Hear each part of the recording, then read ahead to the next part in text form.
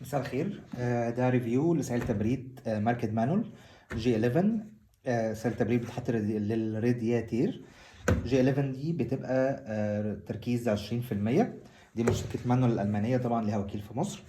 بتبقى ريدي تو يوز، انتي فريز، مش محتاجة تتخفف، مش محتاجة تحط لها أي مية مقطرة. دي شكل العبوة. تمام. طبعا ده المؤشر بتاع اللترات. هي حوالي 5 لتر. بس بحاول اشوف لكم مكتوب فين، للاسف مش مكتوب عليها، بس هي 5 لتر. 1 2 3 4 5. 5 لتر. تمام.